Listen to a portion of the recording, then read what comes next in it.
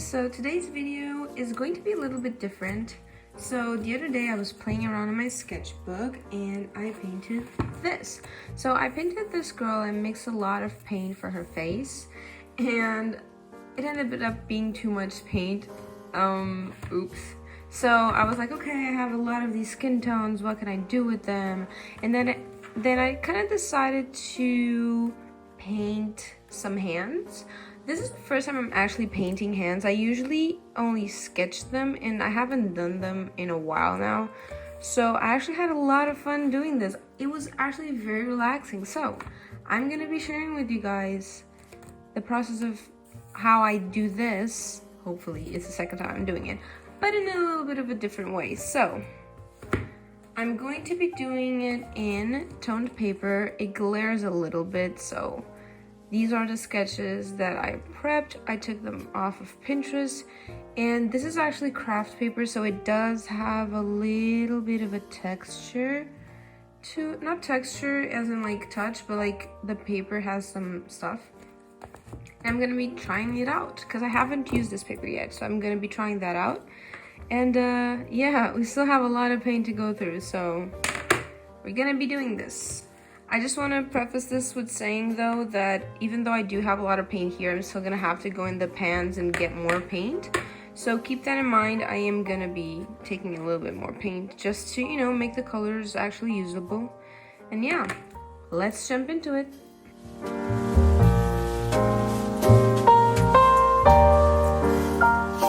So the references I got are all from Pinterest, and I did my best to find posts where there were multiple hand poses where I can choose from, and really try and find poses that I thought were realistic for me, having an account my skill level. This is the second time I'm doing this, and the last time I actually painted or not painted but sketched hands in this proportion, like this big, was years ago.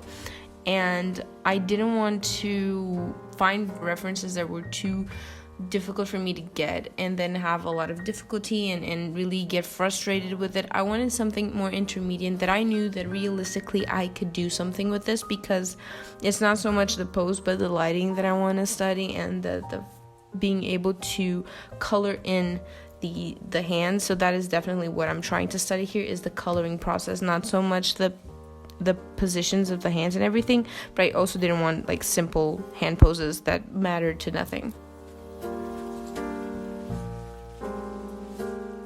Another thing that I want to make clear is in regards to the skin color decisions, I guess.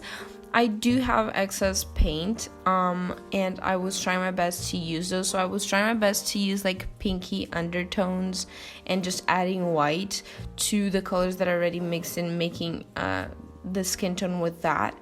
I was trying my best not to add too many colors, not to make up too many colors, and so there isn't much variety in skin tones in the hands, but the underlying tone of the skin did differ from hand to hand. I try my best to do that. So the first hand is a bit pinky and purpley.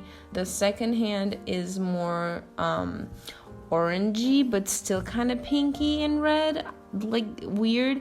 And then the third hand is definitely the most orange and yellowish one of all. And I tried to change up the undertone of the various hands. I really like every single one of them for various different reasons, honestly. But yeah, I try my best to do that.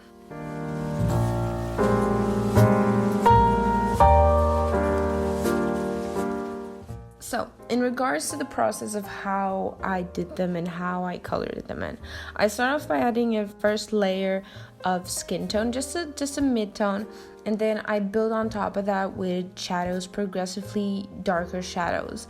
And then in the end, I add some highlights just to make it, you know, yeah, pop.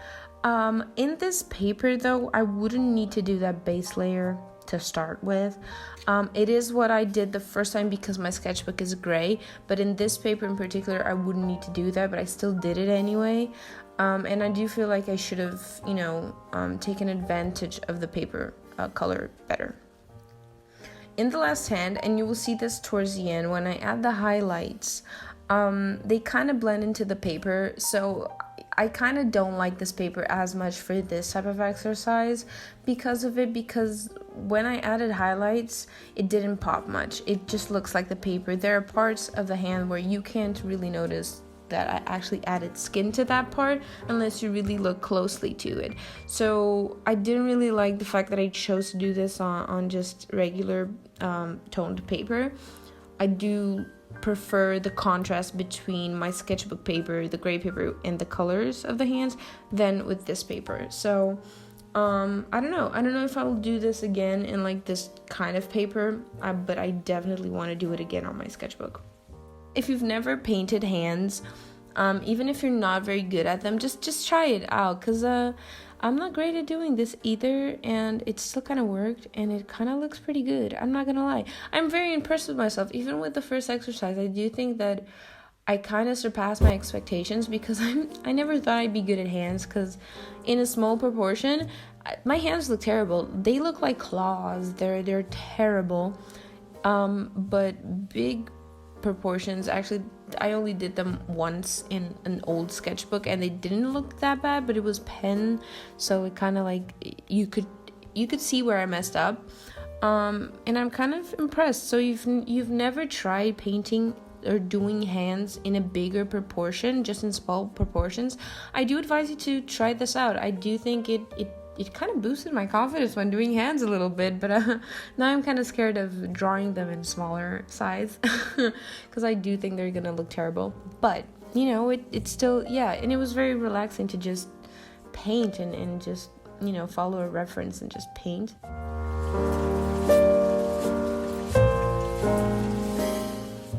I hope you guys enjoyed this video. It was a lot simpler, and I did do it in a speed paint kind of style.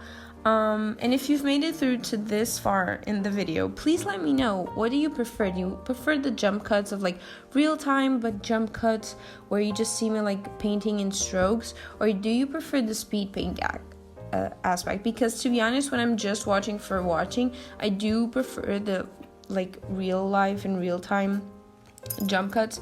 But if I'm looking to see how this person painted something, the technique and how they did it, I kind of prefer when it's speed paint, because I can see every single stroke. So I don't know, give me your opinion. What do you think? If you've made it this far, just give me an opinion in the comment section.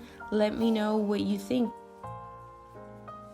But yeah, I'll see you in my next video. I'm trying my best to keep with the schedule of doing a video every week. And I hope you guys have been enjoying it. And I'll see you on the next one. Bye-bye.